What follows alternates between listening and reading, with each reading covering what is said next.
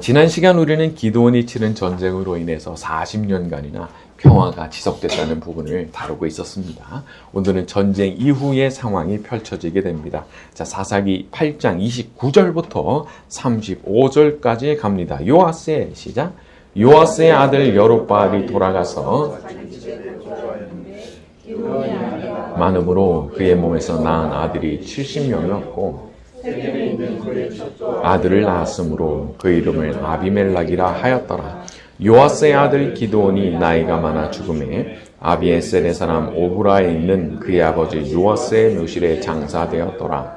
기드온이 이미 죽음에 이스라엘 자손이 돌아서서 바알들을 따라가 음행하였으며 또 바알 브릿을 자기들의 신으로 삼고 이스라엘 자손이 주위의 모든 원수들의 손에서 자기들을 건져내신 여호와 자기들의 하나님을 기억하지 아니하며 또 여룹바알이라 하는 기드온이 이스라엘에 베푼 모든 은혜를 따라 그의 접을 후대하지도 아니하였더라. 자, 이 단락에서 부각이 되는 내용은 또 이스라엘이 이제 배신을 했다는 겁니다. 배신. 33절. 기드온이 이미 죽음에 이스라엘 자손이 돌아서서 바알을 따라가 음행하였으며 34절. 자기들을 건져내신 자기들의 하나님을 기억하지 아니하며 35절. 기드온이 베푼 모든 은혜를 따라 후대하지도 아니하였더라. 보면은 하나님만 배신하는 게 아니고 인간적으로도 기드온에게 그렇게 신세를 져놓고 나서도 기드온의 집안에 대해서 마음 달리하고 전혀 후대하지 않았다는 거예요. 사람이라는 존재는 얼마나 쉽게 잊어버리는 존재인지 모릅니다. 그냥 뒤돌아서면 잊어버리고요. 또 누군가 내 눈앞에 있어가지고 나를 좀 다스려주지 않으면 또 딴 생각하고요. 경험했던 모든 걸 또 금세 잊어버리는 거. 이게 사람이거든요. 그래서 이렇게 사람들이 함께 모여 사는 곳에는 누가 필요하냐면 누군가 기억나게 해주는 사람이 필요한 거예요. 기억나게 해주는 사람. 여기서는 기드온이었죠. 그러니까 기드온이 살아있는 동안에는 잘해요. 잊어버리지 않고 잘해요. 근데 기드온이 죽고 나니까, 기드온이 사라지고 나니까 금세 까먹어요. 싹 다 까먹는 거예요. 참 이게 안타까운 일이지만 사람이 그런 거예요. 여러분, 우리들이 하나님 앞에 쓰임받는 형태 중 하나가 이겁니다. 하나님을 기억나게 해주는 사람이 되는 거예요. 그 사람을 만나고 나면 하나님이 기억이 나요. 하나님에 대해서 생각을 하게 돼요. 이런 사람이 필요하거든요. 모든 믿는 하나님의 백성들 가운데는 좀 더 심지가 견고하고 믿음 위에 굳게 선 분들이 있습니다. 그리고 그분들이 이런 역할을 해줘야 되는 거예요. 야, 잊지 마. 우리가 하나님 이렇게 섬겨야 되는 거고 우리가 믿음의 도리를 이렇게 지켜가야 되는 거야. 그거 말해주는 사람이 필요한 거거든요. 여러분, 만약에 이런 사람이 없어진다고 생각해 보세요. 다음 세대의 믿음은 전수 안 되는 거예요. 그리고 지금 동시대를 살아가는 사람들 사이에서도 많은 사람들이 그냥 신앙의 궤도를 이탈해버리고 지 멋대로 살아가게 되는 거 얼마든지 있을 수 있는 거예요. 그러니까 사실 여러분, 이렇게 교회 와서 일주일에 한 번이라도 예배 드리면서 하나님 말씀 듣는 거 너무 중요한 거예요. 제가 이제 믿지 않은 분들을 이렇게 보다 보면은 좀 그런 게 있어요. 생각이 완전히 잘못됐거든요. 야, 저 방향으로 계속 생각을 하는 한은 이건 소망이 없어요. 아예 안 돼요. 그냥 보여요, 그게. 근데 더 문제는 뭐냐 하면 우리는 그래도 일주일에 한 번 와서 예배 때 하나님 말씀이라도 듣잖아요. 안 믿는 분들은 그런 거 없는 거예요. 그냥 한 번 이렇게 휘어져 있으면은 웬만한 계기가 없는 한은 그냥 그 방향 그대로 가는 거예요. 그걸 깨우쳐줄 사람이 없는 거예요. 그런 면에서 본다 그러면 우리가 일주일에 한 번, 또 두 번 이렇게 공예배 때 하나님 말씀을 듣는다는 것 자체가 너무 행운인 거예요. 나를 교정해 줄 말씀을 들을 수 있다는 거 말이에요. 그리고 이렇게 누군가 하나님을 생각나게 해주는 사람, 하나님이 기억나게 해주는 사람, 그런 사람이 필요한데 저는 그게 목회자들만의 역할이 아니라고 생각해요. 사람은요, 두 사람 이상만 모이면 그 중에 분명히 리더가 나타납니다. 그건 반드시 그렇게 되는 거예요. 둘 중에 하나는 무조건 리더가 되는 거예요. 그러면 그 리더가 어떻게 말하느냐, 거기에 따라서 이게 달라지는 거거든요. 하나님께서는 그런 사람을 찾고 계시는 거예요. 그런 사람을 찾고 계시는 거예요.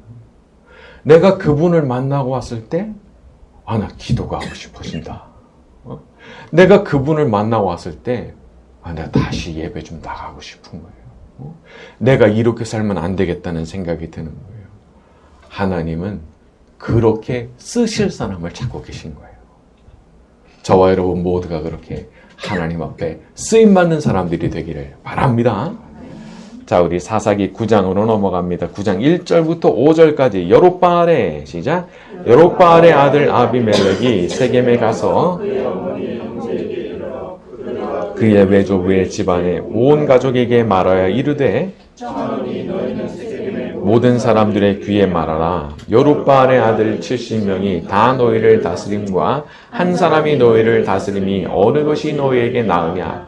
또 나는 너희의 복음을 기억하라 하니 그의 어머니의 형제들이 그를 위하여 이 모든 말을 세겜의 모든 사람들의 귀에 말하매 그들의 마음이 아비멜렉에게로 기울어서 이르기를 그는 우리의 형제라 하고 바알불이 신전에서 은 70개를 내어 그에게 주매 아비멜렉이 그것으로 방탕하고 경박한 사람들을 사서 자기를 따르게 하고 오브라이는 그의 아버지 집으로 가서 여롯바알의 아들 곧 자기 형제 70명을 한 바위 위에서 죽였을 때 다만 여롯바알의 막내 아들 요담은 스스로 숨었으므로 남으니라.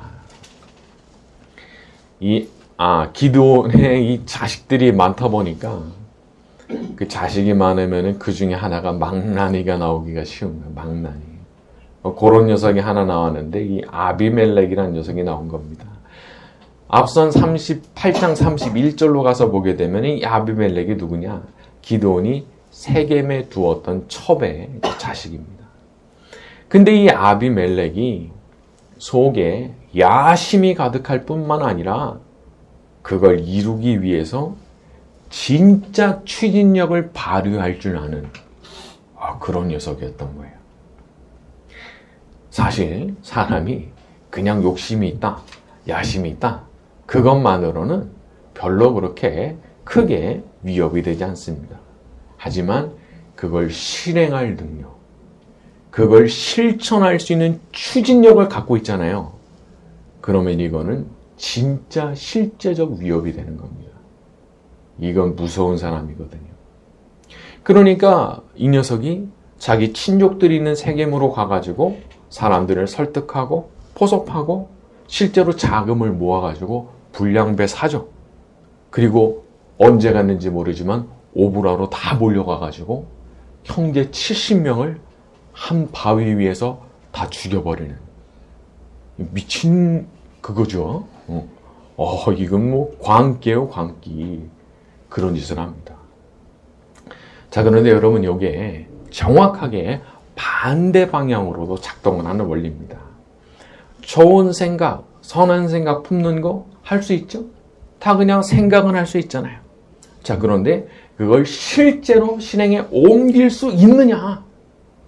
실행력을 발휘할 수 있느냐? 여기에 따라서 결과물이 또 폭발적으로 달라지게 되는 거더라고요.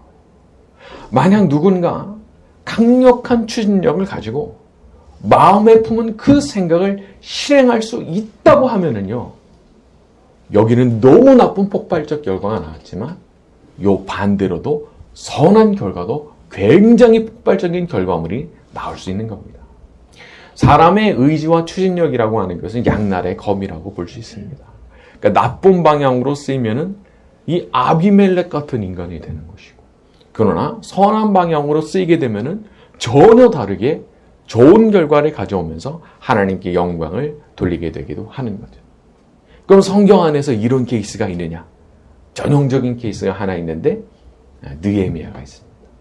느헤미야가 무너진 예루살렘 성벽을 재건을 한 경우죠. 그 당시만 해도 아무도 엄두를 못 냈어요. 이 예루살렘 성벽이 무너진 거를 재건을 한다. 엄두를 못 낸 거예요. 근데 느헤미야는 그걸 생각했거든요. 그리고 단지 생각에 그친 것이 아니라 하나님께서 기회를 딱 주시니까 그 기회를 진짜 딱 붙잡아가지고 추진력을 발휘해서 그거를 해냅니다.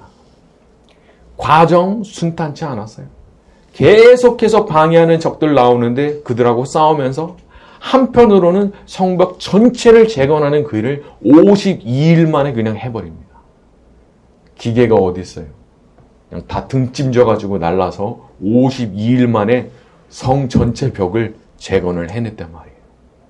대단한 거죠.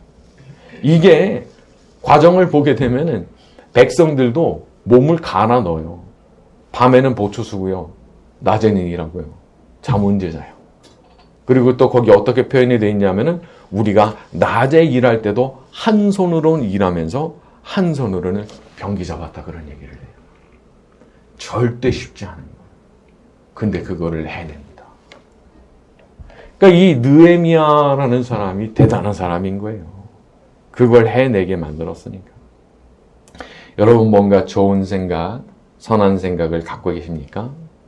느헤미야처럼 기회를 달라고 기도하세요. 기회를 달라고.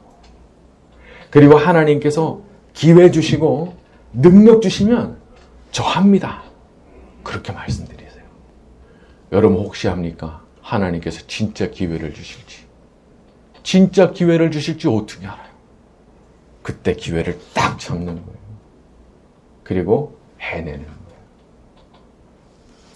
저와 여러분 모두에게 하나님의 주권적 섭리 아래서 그 선한 생각을 실제로 구현해낼 수 있는 기회와 능력이 주어지게 되기를 바랍니다. 자, 또 한 가지 보고 싶은 것은요. 세상에는 분명히 이렇게 악한 일에 동기부여를 받는 사람들이 있다는 겁니다. 2절에 아비멜렉이 세겜 사람들한테 말을 합니다. 70명이 낫냐, 1명이 낫냐. 그러면서 나는 너희의 고륙임을 기억하라. 내가 너희하고 고륙이라는 거 알지? 이렇게 가는 거예요. 야, 이번이 우리가 한번 치고 올라갈 수 있는 기회인데 내가 니네들 이끌어주면 되는데 안 할 거야? 기회 놓칠 거야? 그걸 받아들인 거예요. 여러분 우리가 그래서 살면서 그 뒤통수를 맞는 일이 그래서 벌어지는 거예요. 왜? 어떤 사람들은요 이렇게 악한 일에 대해서 설득을 당해요. 자기 이득을 위해서. 그걸 받아들이고 수용한단 말이에요. 다윗을 생각해 볼까요? 다윗이 사울왕에게 쫓길 때 사울 편에 붙었던 사람 천지입니다. 천지. 거의 다 붙은 거예요. 그리고 심지어 다윗이 블레셋 사람들한테서 구해준 사람들이 있어요. 그일라 사람들. 블레셋 사람들한테 다 죽을 뻔한 거 다윗이 살려주거든요. 근데 그일라 사람들도 배신합니다. 사울한테 넘겨주려고 그러거든요. 다윗을. 여러분 이렇게 위험한 세상에서 우리를 지켜주실 수 있는 분 하나님밖에 없으신 거예요. 우리가 사람들의 마음을 어떻게 꿰뚫어 봅니까? 그러니까 뒤통수 맞는 일이 이제 있는 거예요. 내가 그렇게 선하게 해주면은 분명히 나한테도 갚아주겠지. 근데 웬걸 오히려 등 뒤에서 나한테 칼을 꽂는 일이 벌어지는 게 사실 이 세상이거든요. 그래서 우리가 주기도문을 따라서 기도해야 되는 거예요. 우리를 시험에 들게 하지 마시옵고 다만 악에서 구하여 주옵소서. 예수님께서 왜 이런 기도문을 우리한테 남겨주셨겠어요? 무서운 세상이거든요. 마귀가 우는 사자처럼 삼킬 자를 찾아 돌아다니는 그런 세상이거든요. 내가 모르는 곳에서 어떤 사람들이 작당 모의를 해가지고 나를 함정에 빠뜨릴지 모르는 세상이거든요. 제가 그 시사 프로그램 있는데 추정 60분인가? 거기 며칠 전에 방영된 거를 조금 봤는데 여기 기장에 실버타운 큰 거 있잖아요. 거기에 이게 나오더라고요. 그래가지고 뭐라더라? 한 달에 관리비가 200이 나간다든가? 한 달에 관리비가 200 나가는 그 고급 실버타운인데 엉망진창인 거죠. 거기 그 교사시래요. 교사 출신이신데 이제 가족도 아무도 없고 아들도 죽고 그래가지고 오갈 데가 나는 이제 날 돌봐줄 사람이 없으니까 고급 실버타운 가면은 그래도 나를 좀 돌봐주겠지. 그 생각을 하고 모든 걸 다 끌어모아가지고 들어갔는데 실제로 거기서 쓰러졌는데 뭐 사람도 안 오고 말이랑 다 다르고 내가 위약금 물고 해지하겠다고 그래도 안 해주더라고요. 위약금을 내가 물겠다. 그런데도 그걸 해지를 안 해주더라고요. 그분 막 우시더라고요. 근데 우리가 살아가는 세상이 참 그런 거죠. 무서운 세상입니다. 자, 우리 성경 한 구절 찾아봅니다. 시편 118편 6절에서 13절. 신약 구약성경 889쪽쯤에 있습니다. 시편 118편 6절에서 13절입니다. 구약성경 889쪽. 시편 118편 6절에서 13절. 자, 여호와는 이렇게 가죠. 시작. 여호와는 내 편이시라. 내가 두려워하지 아니하리니 사람이 내게 어찌할까. 여호와께서 내 편이 되사 나를 돕는 자들 중에 계시니 그러므로 나를 미워하는 자들에게 보응하시는 것을 내가 보리로다. 여호와께 피하는 것이 사람을 신뢰하는 것보다 나으며 여호와께 피하는 것이 고관들을 신뢰하는 것보다 낫도다.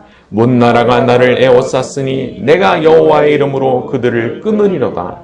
그들이 나를 에워쌌으니 내가 여호와의 이름으로 그들을 끊으리로다. 그들이 벌들처럼 나를 에워쌌으나 가시덤불에 불같이 다 없어졌나니 내가 여호와의 이름으로 그들을 끊으리로다. 너는 나를 밀쳐 넘어뜨리려 하였으나 여호와께서는 나를 도우셨도다. 너는 나를 밀쳐 넘어뜨리려고 했지만 여호와께서는 나를 도우셨도다. 이와 같이 우리를 도와주시는 역사가 저와 여러분의 삶에 항상 머물러 있게 되기를 바랍니다. 자, 우리 6절부터 15절까지 쭉 갑니다. 세겜의 시작. 세겜의 모든 사람과 밀로 모든 족속이 모여서 세겜에 있는 상수리 기둥 곁에서 아비멜렉을 왕으로 삼으니라. 사람들이 요담에게 그 일을 알림해 요담이 그리심산 꼭대기로 가서 서서 그의 목소리를 높여 그들에게 외쳐 이르되 세겜 사람들아 내 말을 들으라. 그리하여야 하나님이 너희의 말을 들으시리라.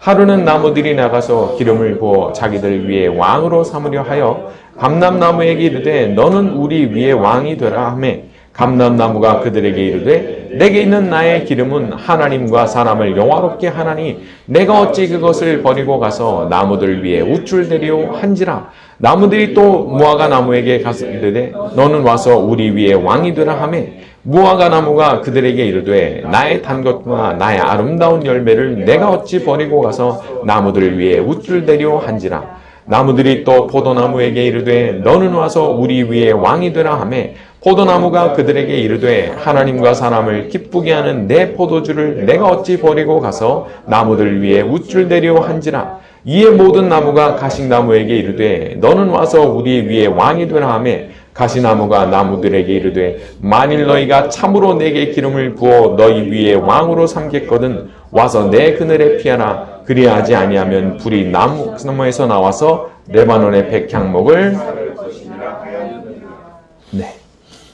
기드온의 아들들 중에 극적으로 살아남은 이 막내 아들 요담이 세겜 사람들에게 말한 비유입니다. 여기 보면은 세 가지 좋은 나무가 나오는데 감람나무, 올리브 나무죠. 또 무화과 나무, 그리고 포도나무가 나옵니다. 다 나름대로 자기의 아름다운 열매가 있는 나무들이에요. 근데 왕이 되어달라는 나무들의 요청에 대해서 하나같이 하는 말이 있어요. 9절에 내가 어찌 그것을 버리고 가서 나무들 위에 우쭐대리오. 11절 내가 어찌 버리고 가서 나무들 위에 우쭐대리오. 13절 내가 어찌 버리고 가서 나무들 위에 우쭐대리오. 왕이 된다고 하는 거 그 본질 안에 뭐가 있냐? 우쭐대는 게 있는 거야. 우쭐대는 거. 자기를 높이고 자기를 자랑하고. 그런데 정말 아름다운 열매를 갖고 있는 그런 나무들은요, 하나같이 그걸 거절한다는 거예요.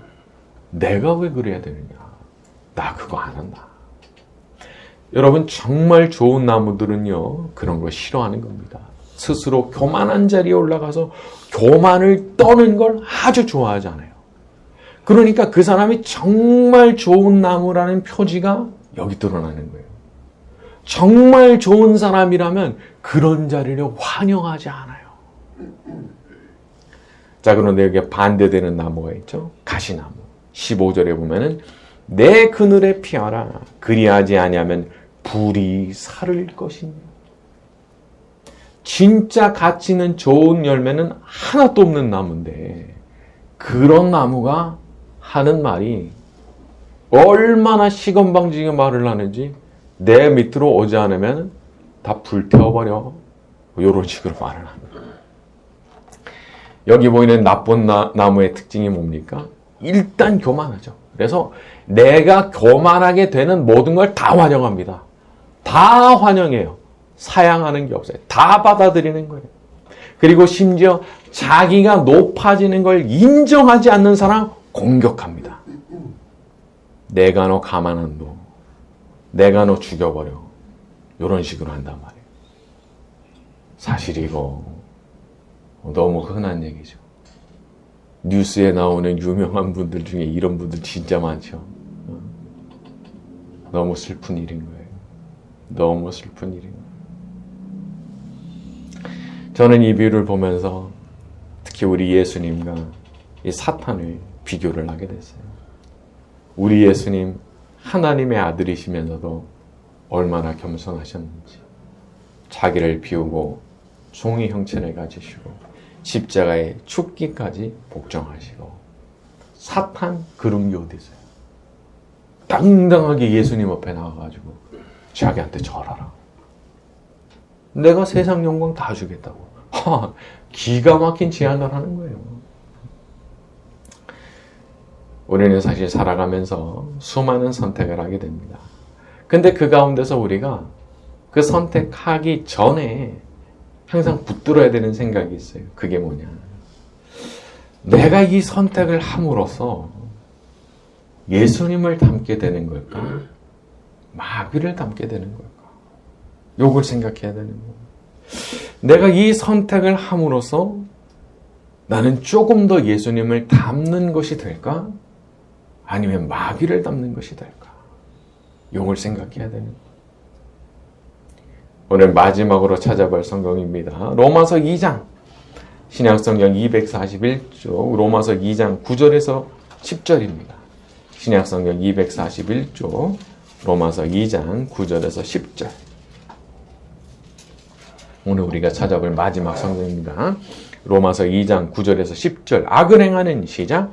악을 행하는 각 사람의 영하는 환난과 곤고가 있으리니 먼저는 유대인에게요 그리고 헬라인에게며 선을 행하는 각 사람에게는 영광과 존귀와 평강이 있으리니 먼저는 유대인에게요 그리고 헬라인에게라. 악인이 지금 잘 되는 것 같아도 반드시 나중에 그 영의 환난과 곤고가 찾아옵니다. 사실 여기 아비멜렉은 그 영의 환난과 공고가 찾아오는 정도가 아니고 나중에 뒤로 가게 되면은 여자가 던진 그 맷돌에 두개골이 깨져서 죽어요. 아주 비참하게 죽어요. 근데 설령 그런 건 안 겪더라도 그 사람의 영의 환난과 곤고가 반드시 찾아오게 하시는 게 하나님의 법칙이라는 거예요. 그러나 반대로 참고 선을 행하는 사람, 그 사람에게 또 하나님의 그 갚으심이 찾아오게 되는데 보면은 영광과 존귀와 평강이라고 말씀했어요. 영광과 존귀와 평강. 여러분, 악행으로는 이걸 살 수가 없는 거예요. 우리 하나님 안에서 웃으면서 살아가는 거, 행복하게 살아가는 거, 감사합니다. 감사합니다. 그렇게 말하면서 살아가는 거. 악행으로는 절대 얻을 수가 없는 겁니다. 그러나 선을 행하면, 우리 하나님을 기쁘시게 하는 일을 하면서 살아가려고 하면은 그 길에서 이런 거 우리가 만나게 되는 거거든요. 항상 중요한 선택을 할 때마다 예수님을 닮아가는 선택으로 영광과 존귀와 평강의 복을 받는 저와 여러분이 되기를 예수님의 이름으로 축원합니다. 내 영혼의 햇빛이니 주 영광 찬란해. 이 세상 어떤 빛보다 이 빛도 빛나네. 주의 영광 빛난 광채 내게 비춰 주시옵소서. 그 밝은 얼굴 배에 올 때 나의 영혼 기쁘다. 내 영혼에 노래 있으니 주 찬양합니다. 주 귀를 기울이시사 다 듣고 계시네. 주의 영광 빛난 광채 내게 비춰 주시옵소서. 그 밝은 얼굴 배올 때 나의 영혼 기쁘다. 내 영혼의 봄날 되어서 주 함께 하실 때 그 평화 내게 깃들고 주 은혜 꽃 피네. 주의 영광 빛난 광채 내게 비춰 주시옵소서. 그 밝은 얼굴 배올 때 나의 영혼 기쁘다. 내 영혼에 일하기 있고 큰 소망 넘치네. 주 예수 복을 주시고 또 내려주시네. 주의 영광 빛난 광채 내게 비춰 주시옵소서. 그 밝은 얼굴 배에 올 때 나의 영혼 기쁘다.